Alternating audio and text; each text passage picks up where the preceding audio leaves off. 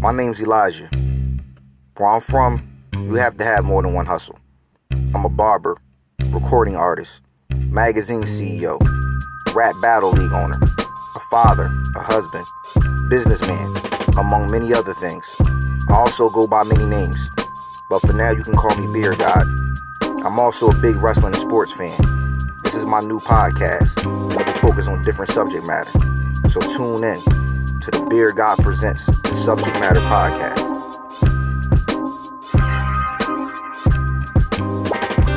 You are now listening to the Subject Matter Podcast, hosted by BeardGod. Listen, like, comment, and don't forget to subscribe. We here, man, BeardGod, with the BeardGod Presents the Subject Matter Podcast. Now, our new guest is the homie Nate Will, producer, artist, I'm guessing soon to be a battle rapper. What's good with you, brother? Yes. Nothing much, hanging in there. Okay. Quarantining the best I can. Yeah, man, as we all are, man. Now, I fucks with your beats. Like, I'm a fan. Thank you. Yeah, I'm saying I've spent countless hours on the website that you have a lot of your beats uploaded on, like saying, no, I like this one. No, I like this one better. No, I like that one. Like, that's just, the artist in me, man. And I want to know, do you prefer making original beats from scratch, or do you like sampling? See, a lot of the times I use a lot of loops. Like, I have a special website that I'm not going to give away the site, but I have a site that I go to, and it's royalty-free loops that I build around those loops. Mm-hmm. So it's like, I'm pretty much sampling. So I guess I would say sampling is the best, is because you can take it somewhere else. You can take what they gave you and expand upon it. So that's what I like to do. Okay. Now, what do you prefer more, rapping or producing? See, I guess rapping, because I can actually say something and that you can hear me, whereas music with the beats, I'm making the sound for someone else usually. Mm-hmm. Like, I've only rapped on only 5 of my own beats. I feel like I'm cheating when I rap on my own beats. Did you find it harder though? To rap on my own beats, yeah. It's weird. Like, I feel like I'm like doing something wrong. Like, I weird complex that I have. I've always been weird about rapping over my own beats. Okay. Now, if you could use one word to describe your production style, what would it be? Aggressive. Okay. So when you're making beats, that's usually what you're going for. You're going for that aggressive type sound or aggressive type feel. Yeah. I want you to feel. Remember the 808's, how the 808's hit like on the speakers or whatever you're listening on to. Mm-hmm. I like a lot of people tell me my 808's are what they remember the most. Mm-hmm. That's interesting. Now, how did you get into producing? Well, I out of necessity, because I had a lot of people out in where I live that made beats that I wanted beats from them, and they would just brush me off because I was the new guy. They didn't know what I was capable of, and they didn't want to take a chance. So I just said, let me just learn how to do it myself. Mm-hmm. And so I don't have to keep asking people. Mm-hmm.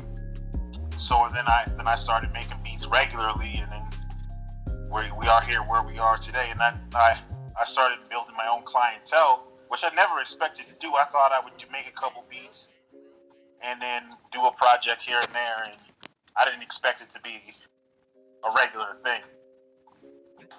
Okay. All right. Well, name 5 battle rappers that you would like to work with, as far as like that you would like to, do some production for, and then name 5 mainstream artists you would like to work with your production. It's okay. Amin, Tay Rock, Hitman Holla, Calico, and New Jersey Twerk. Okay. But as far as mainstream, dang.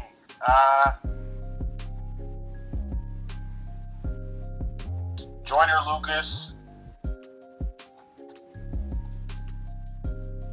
Tory Lanez, Big Sean, Eminem, and Royce the 5'9". Okay. That's I mean, it's crazy because these like none of these artists that you're naming, like none of them really sound alike. So that's why I'm like, they all have a different Yep. That's what be the challenge for me. The challenge to get the right sounds to translate for each person. So that's what I've always done. Like I always try to make sure, like even with the artists that I have in my area, I try to make sure I'm not working with anybody who sounds the same as anybody else. Yeah. So I don't make the same thing over and over again. I think Ace Amin would be dope. Yeah, I think Ace Amin would be a dope collaboration. Even if it was just rapping with him, that would be fun. Because his music is kind of fire. Yeah.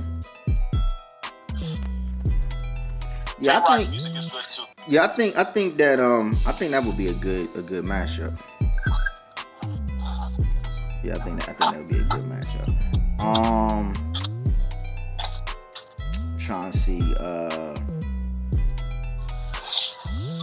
who would you say is your top 5 producers of all time?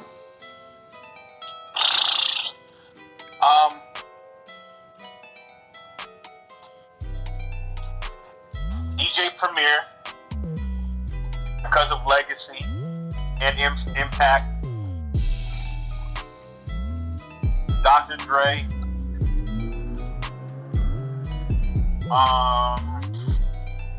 Well, because I'm a little bit younger, so Johnny Giuliano. Not a lot of people know who he is, but they know his sound. Kanye West. And Timberland. That's a good list right there. Thank you. That's a good list right there. Now what Timberland taught me sorry, go ahead. Go ahead. I was gonna say, like, what made you want to do the transition of like being a producer that raps or a rapper that can produce to wanting to, test the waters with battle rap? I had a battle a couple of years ago that I lost, and it's just that feeling of not completing the task because I choked. I could not completing the task bothered me, and I wanted to do it on a formal level and actually be prepared, say what I need to say. So I guess it's kind of like redemption. And I always kind of wrote like a battle rapper anyway. I was always dissing people in my music when I first started anyway. Yeah. My first song was actually a diss track.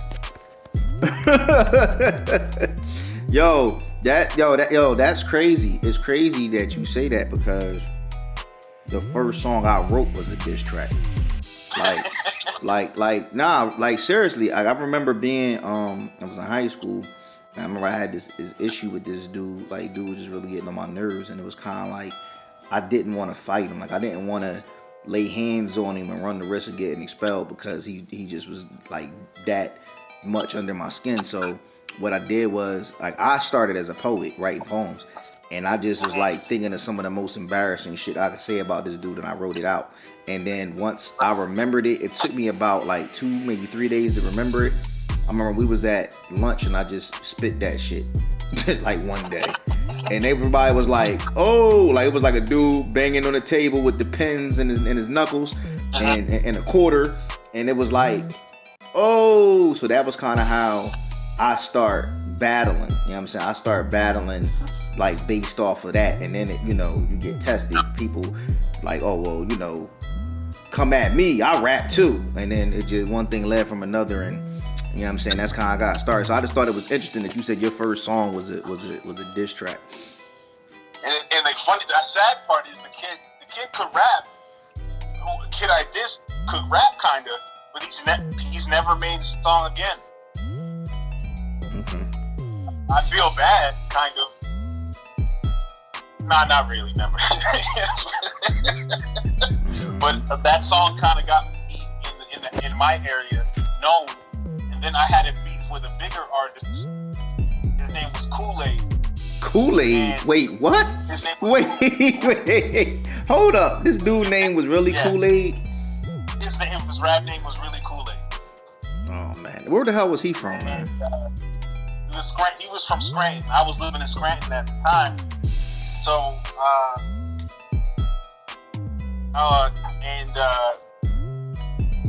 we had beef. We had a misunderstanding, and I started to do a song called "Body in the Trunk," and that's when people started noticing who I was. Mm-hmm. And then I had the battle, my first battle, and the guy who I was battling, who became my best friend, had a punchline about Kool-Aid in the song. He goes, "You're the first black man to never finish Kool-Aid," or something like that. Like, he flipped it. So the crowd kind of liked it, but I thought it was a trash punchline, but whatever. But yeah. So all right, so speaking of people knowing who you are, let's talk about who is Nate Will and where is he from? I'm just a regular guy rapping, making beats sometimes. I'm from Hazleton, Pennsylvania. It's a relatively small city. Not too much. There's not a lot of hip hop artists, but there's enough that you could get a different taste from everybody. There's nobody that sounds like anybody else. There's my group, Tribe Force Music. There's Lil Millie. There's MSG Skirt. There's J Cora. There's different sounds all throughout the city. So that's what I love. And then the whole area I'm from, northeastern Pennsylvania, there's a bunch of people they're all usually from other cities, but they bring their sound to the city. So it's pretty dope. It's like a melting pot. Well, I appreciate you, man, taking the time to talk about yourself as a producer, how you got into it, your influences, who your favorite producers are. Let the people know where they can find you as far as with your social media and all of that. On Instagram, I'm NATEW570. It's the same on Twitter. And for my beat store, it's na89de.beatstars.com. All right, man. This is BeardGod. This is the BeardGod Presents Subject Matter Podcast. Appreciate Nate Will tuning in. Appreciate everybody listening. If y'all need those beats, y'all know how to get at him. All y'all artists, all y'all rappers out there, all y'all R&B singers, I'm pretty sure he can cook up something for y'all. Get with him. We out.